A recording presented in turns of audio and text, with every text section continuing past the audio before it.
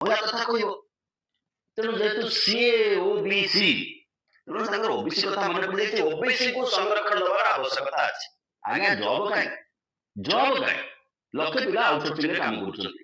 ପାଖାପାଖି ଲକ୍ଷେରୁ ଅଧିକ ପିଲା ଏମ୍ପ୍ଲଏଡ୍ ହେଇଯିବେ ଯଦି ସବୁତକ ପୋଷ୍ଟ ରେଗୁଲାର ହେଇଯିବ। ଇଲେକ୍ଟ୍ରିସିଟି ସେକ୍ଟରରେ କାମ କରୁଛନ୍ତି। ଜବ୍ କାଇଁ? ଜବ୍ ନାହିଁ, କିନ୍ତୁ ଆଙ୍କୁ ରିଜର୍ଭେସନ ଚିଠି ପରେ ଚିଠି, ଚିଠି ପରେ ଚିଠି। ଆରେ ଇଞ୍ଜିନ ତ କହିଲା ଡବଲ ଇଞ୍ଜିନ। ଉପରେ ଆଗରେ ଯୋଉ ବ୍ରାଣ୍ଡର ପାଇଲଟ, ପଛରେ ସେଇ ବ୍ରାଣ୍ଡର ପାଇଲଟ। ଚଲଉଥିବା ଲୋକ ସମାନ ପ୍ୟାଣ୍ଟ ସାର୍ଟ ପିନ୍ଧିଛି, ପଛରୁ ଠେଲୁଥିବା ଲୋକ ସମାନ ପ୍ୟାଣ୍ଟ ସାର୍ଟ ପିନ୍ଧିଛି। ଚିଠି କାହାକୁ ଦିଆହଉଛି? ଏକଥା କେବେ ପାର୍ଲାମେଣ୍ଟରେ କ୍ୟାବିନେଟ ମିଟିଂରେ କହିଲେନି ସେ?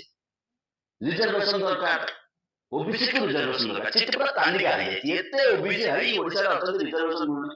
ଆରେ ଚାକିରି ନାହିଁ ଆଜ୍ଞା, କଲେଜରେ ରିଜର୍ଭେସନ ମିଳିଯିବ। ହେଲା, କଲେଜରେ ରିଜର୍ଭେସନ ମିଳିଲେ କଣ ସିଟ୍ ସଂଖ୍ୟା ବଢିଯିବ? ଅଧ୍ୟାପକ କାହାନ୍ତି? ଉଚ୍ଚ ଶିକ୍ଷା ମନ୍ତ୍ରୀ।